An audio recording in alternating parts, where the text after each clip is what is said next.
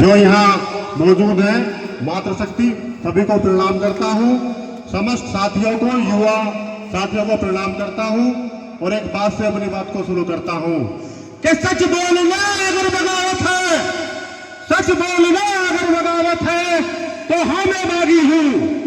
सच बोलना अगर बगावत है तो हाँ मैं बागी हूँ।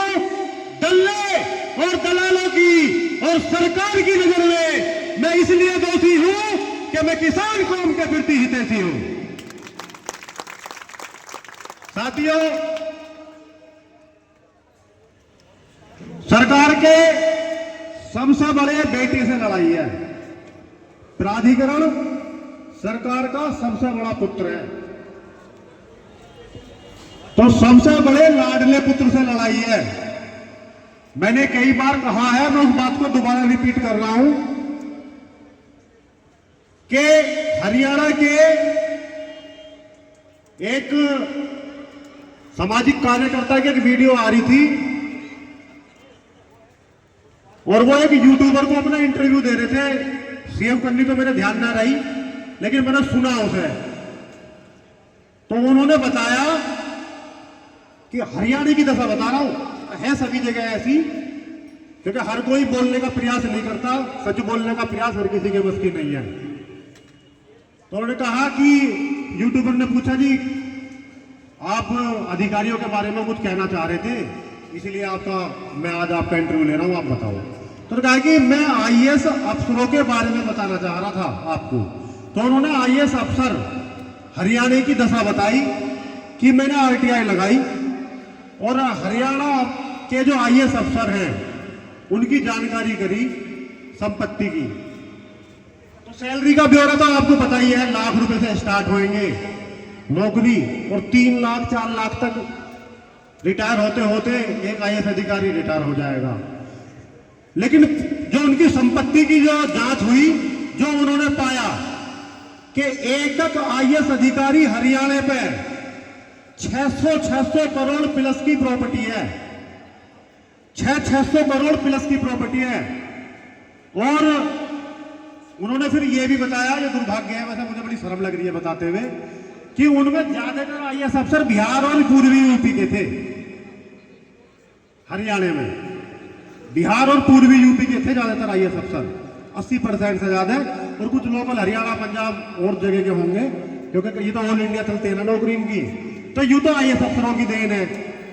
और मैं बिल्कुल आश्वस्त हूं और बिल्कुल अपने आप को आश्वस्त आप लोगों के बीच में और इस नोएडा की धरती को साक्षी मान के कह रहा हूं, जितने भी नोएडा प्राधिकरण के, इस प्राधिकरण के अफसर, जब से ये प्राधिकरण बना है, इसके जितने आईएएस अफसर अधिकारी रहे हो, जितने पीसीएस रहे हो, और मैं कह रहा हूं छोटे कर्मचारी भी, अगर उनकी तनख्वाह का ब्यौरा और उनकी आमदनी का ब्यौरा, उनकी प्रॉपर्टी की जांच कर लो, तो जो खानदानी प्रॉपर्टी और जो उनकी तनख्वाह से बनने वाली प्रॉपर्टी है, उससे 10-10 गुना ज्यादा मालदार होंगे। ये 10-10 गुना ज्यादा,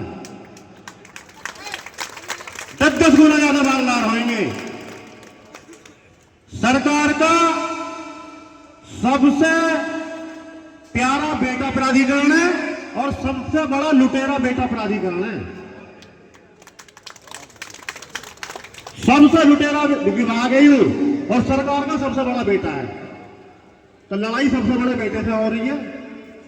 और जब मुझे ज्यादा पता नहीं है, क्योंकि हमारे यहाँ भी खेती बाड़ी का पूरा मामला है, तो अंदरूनी क्या है तुम्हारा, गुणा भाग क्या है, वो पर मैं बताना चाह रहा हूं कि जब से प्राधिकरण बना होगा या प्राधिकरण की नींव रखी होगी, तो सरकार जो भी काम करे, एक जियो बना दे, या उसका कोई फार्मूला है कि उस फार्मूले के तहत तुम्हें मुआवजा दिया जाएगा, उस फार्मूले के तहत तुम्हें प्लॉट दिए जाएंगे, उस फार्मूले के तहत तुम्हारे साथ आवासीय क्या है या तुम्हें नौकरी दी जाएंगी, सार्वजनिक क्या किया जाएगा, और समय के अनुसार फिर मुआवजे की अलग अलग तरीके की लड़ाई है, बढ़ोतरी की।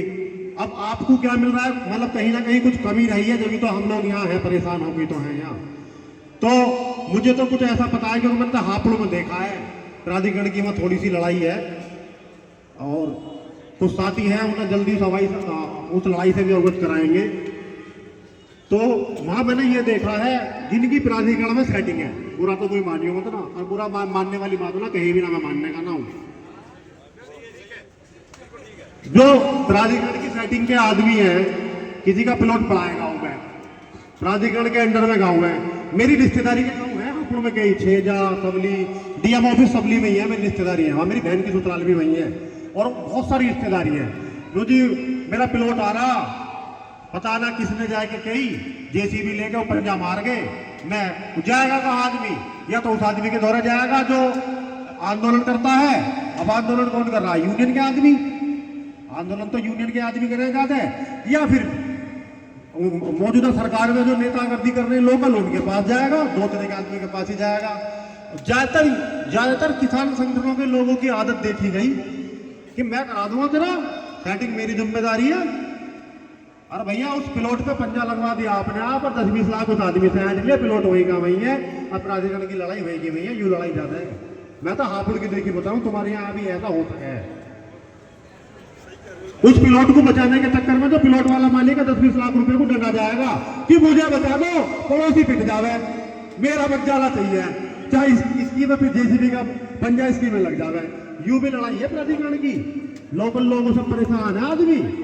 तो नेतागर्दी भी इस हद तक हो कि अपनों का फायदा हो, नुकसान ना हो, और जिससे नुकसान हो रहा हो और अपने लिए नेतागर्दी कर रहे हो तो जवाब ही आना, ऊपर भी देना, कब तक खाओगे, ऊपर भी जवाब होना है। अरे ज्यादा उम्र का है यहाँ के आदमी की 70 साल होगी ज्यादा से ज्यादा, यहाँ तक बिल्कुल जो उसमें हो प्रदूषण में 70 से ज्यादा जीना ना है, तो जवाब तो ऊपर भी देना, अदालत ऊपर भी है। तो इतना इकट्ठा करके भी क्या फायदा, और दूसरे को परेशान करके अगर अपने आप को खुश मान रहे हो तो बस यही खुश है, आगे तो लट्ठी लट्ठ है। ये लड़ाई है ज्यादातर। और मुझे भी कम समय ना हो, 17-18 साल चल रही है, जानता मैं सबको, by name by face by घर सबको जानू मैं, एक एक आदमी का नाम गांव पता, आना जाना भी रहा मेरा अब तक तो सबसे, और अब भी आना जाना, अभी क्या आना जाना ना है। संगठन अलग होना ही गलत प्रक्रिया है, भाई बंदी तो सबसे बराबर है। तो जानता मैं सबको, एक एक व्यक्ति को, बाई नेम बाई फेस। और पश्चिमी उत्तर प्रदेश के तो ज्यादातर किसान संगठनों को जानू। तो लड़ाई लड़नी बहुत जरूरी है, और अगर लड़ाई नहीं लड़ोगे तो तुम्हें आने वाली पीढ़ी भी याद ना करेंगी। वे लोग कहेंगे लड़ाई लड़के ना गए, हमें मरवा के गए, हमें फंसवा के चले गए। लड़ाई लड़नी बहुत जरूरी है, अपनी आने वाली नस्लों को बचाने के लिए, अपने आने वाली पीढ़ी को बचाने के लिए, और इस सरकार के सबसे बड़े बेटे के से बचाने के लिए, इसके द्वारा शोषण हो रहे अपने जो परिवारों को बचाने के लिए लड़ाई लड़नी बहुत जरूरी है। और लड़ना ही एकमात्र विकल्प है आपके पास।